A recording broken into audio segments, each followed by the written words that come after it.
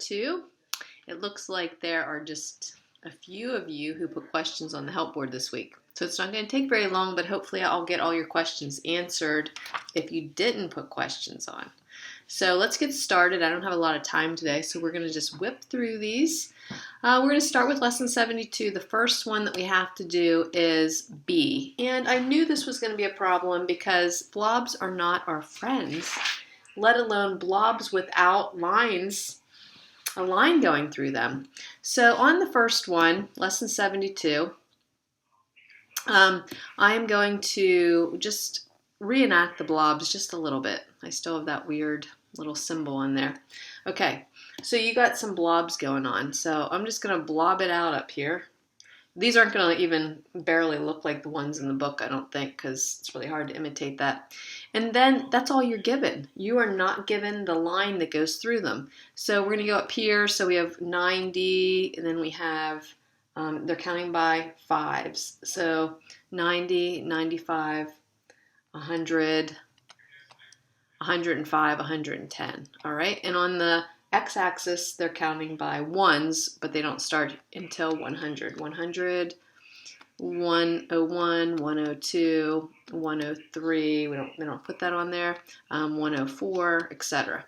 So what you have to do is get a straight edge, and you want to put a line through the blobs in such a way that you hit the grid lines. You have a choice to put the lines wherever you want. So I put my line on there, and I had it hit the grid line at 101.90. So right here, my line goes through there, and the other point that it goes through is 103, 105. So 105, 103, about here. Okay. I chose these 2 points before I put my line down the middle. So then I put my line down the middle like this, something like that. You know, it's not perfect because, of course, I didn't make my blobs just like in the book. So then I took those 2 points that I made up. So we have the 2 points that I made up are 101.90 and 103.105. From that point, we found the slope, and then we find the y-intercept. I've done these so many times that in class on Thursday, which is tomorrow, I'm actually going to give you a little quiz on how to do these because we have to learn how to do these. So you find the slope by subtracting the y-coordinates, 105 minus 90 over 103 minus 100. Okay, so 101. So I did 105 minus 90, 103 minus 101. So 105 minus 90 is 15, so it's going to be 15 over 2 is going to be my slope. It's going to be slightly different than the one in the book. That's okay. You can use 7.5 if you want. Then you get out your y equals mx plus b. It might be this exact problem that I asked you to do in class, so keep alert. So I'm going to pick either one of the points. I'm going to pick that one as smaller numbers. It doesn't matter. Y is 90, m is 7.5, x is 101, and we don't know what b is. So I'm going to take 7.5 times 101, and we get 757.5. All right, plus b. And of course, I'm running out of room. That's going to equal 90. And then I'm going to subtract that from 90 minus 757. And we're going to get negative 667.5 equals b. All right. So then we have our m and our b. We put them back in. And I'm going to check the back of the book. Now you want to use the letters that come with the problem.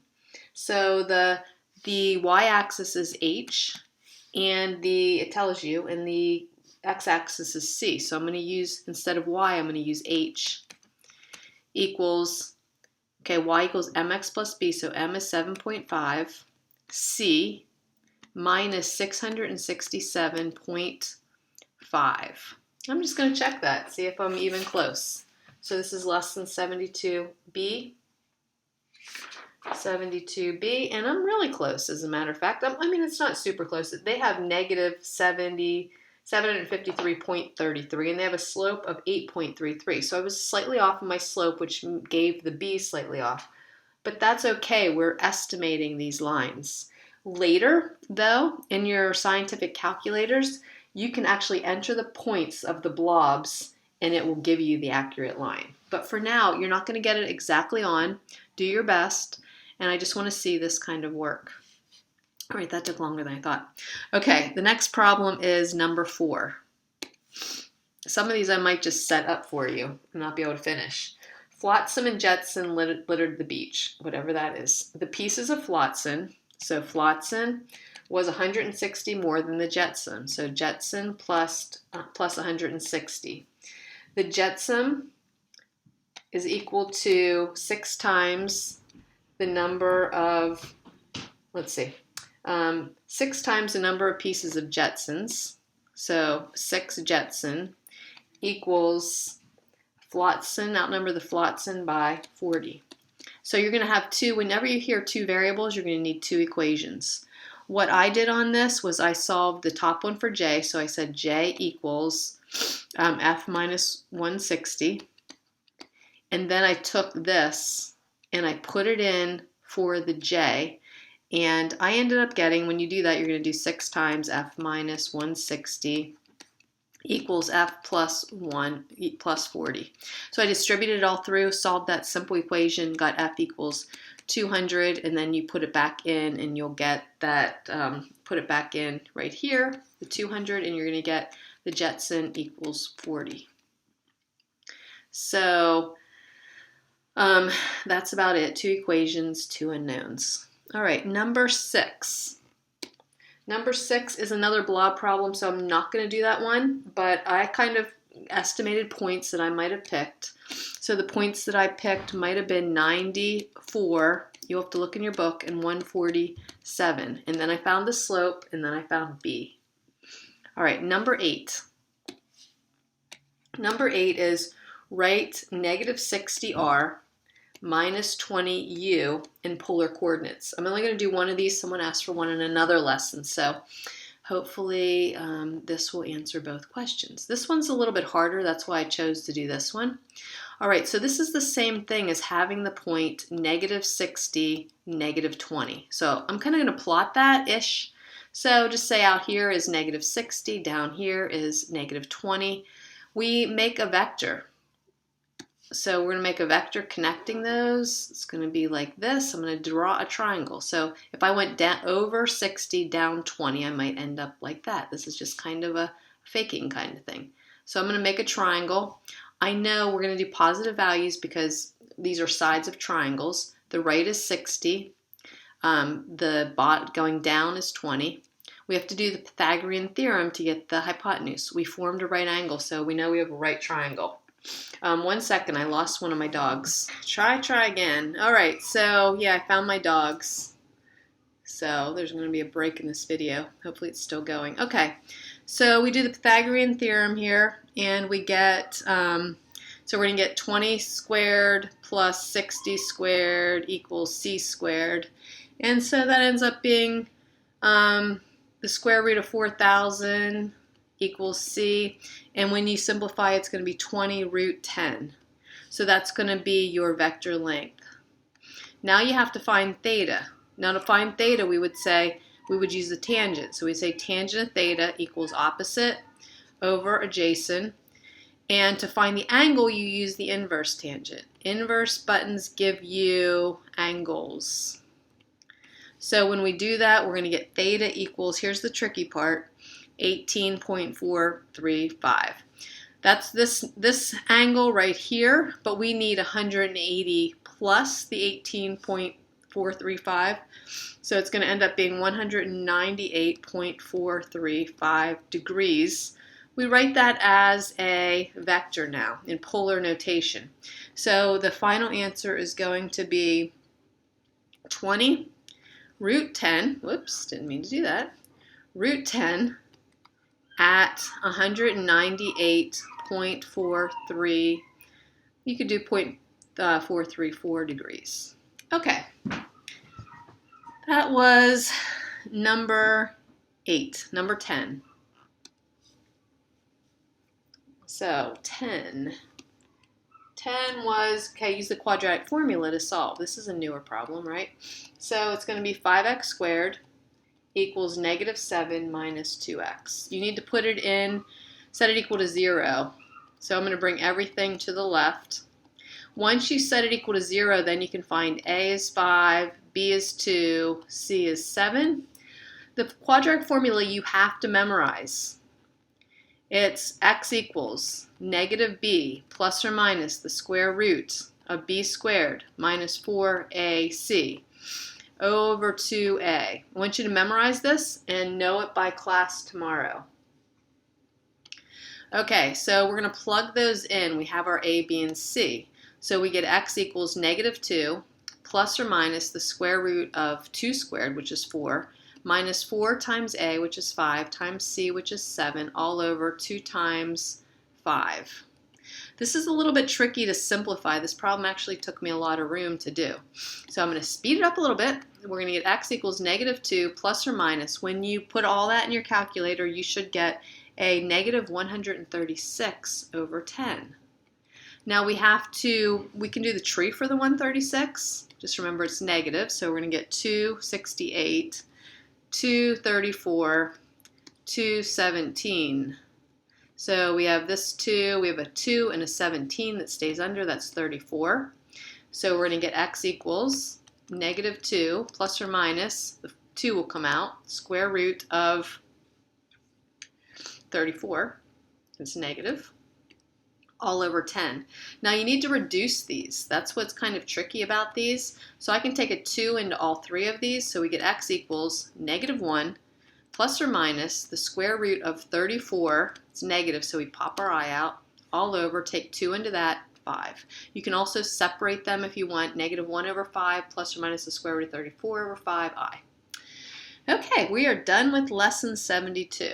Lesson 73. Each one we're going to have a few less problems because I've already done some. So here we go. Move this back up so I have space. This is lesson 73. And we're going to do A. I'm going to do both of these because these are new problems.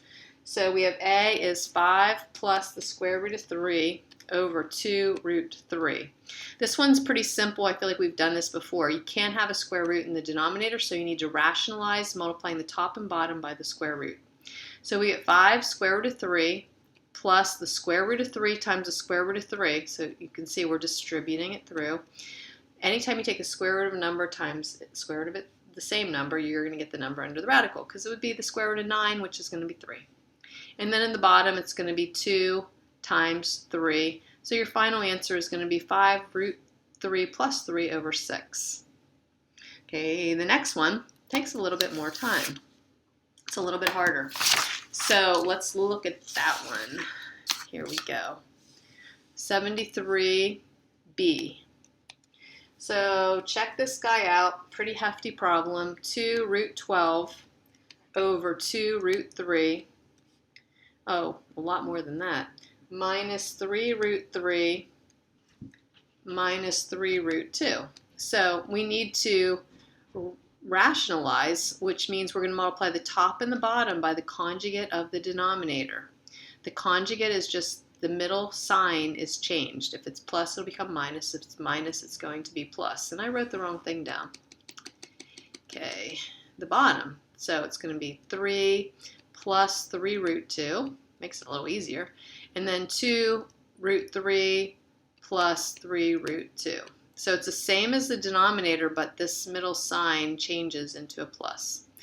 In the numerator and the denominator, it's a binomial times a binomial, so you have to FOIL, which is a little piece of work. So we're going to do our first, so that's going to be 4 root 36. Outer is going to be plus 6 root, I can't read my writing there, root 24. The inner is going to be negative 6. Remember, we're multiplying these together. Square root of 3 times square root of 3 is 3. And then minus 9 root 6. The denominator is a little bit easier because since you multiplied by the conjugate, you only have to do the first and the last. So it's going to be 2 times 2 is 4. Root 3 times root 3 is 3. The last, so it's going to be negative 9, 3 times 3, and then times 2. We have to simplify everything. So we're going to get 4 times 6 plus, this is 4 times 6, right? If we did a tree, we would have a 2 and a 2, and that would come out. So it's going to be 6 times 2 root 6 minus 18 minus 9 root 6 all over. I'm just trying to save myself a little bit of room. It's going to be all over 12 minus 18, which is negative 6. Okay, let's clean up the top a little bit. So this is going to be 24. 24 minus 18 is 6. And this is going to be 12. So 12 minus 9 is plus 3, root 6, over negative 6. You need to simplify this. First of all, 3 goes into all 3 terms, so you can just divide 3 into it. And it's not good to have a negative number on the bottom, so I'm going to divide negative 2 into all of these. So I'm going to get negative 3 minus root 6 all over 2. And that is your final answer. All right, next one. We are on number 5. This one, I'll just get you set up. I'm not going to do the whole problem. So lesson 73, number 5. So this is the P1 V1 over T1 equals P2 V2 over T2. We are solving for T2. So we're going to first get T2 by itself. I'm going to cross multiply. So I'm going to get T2 P1 V1 equals T1 P2 V2. And we're just going to divide everything by, we want T2 by itself. So we get T2 equals T1 P2 V2 over P1 V1. Now the thing that might have thrown you in this question is it tells you in the beginning that the pressure was held constant. Because the pressure was held constant, it's going to be the same. So P1 and P2 are going to be the same, so they cross out. We could have crossed them out in the very beginning and saved a little bit of work.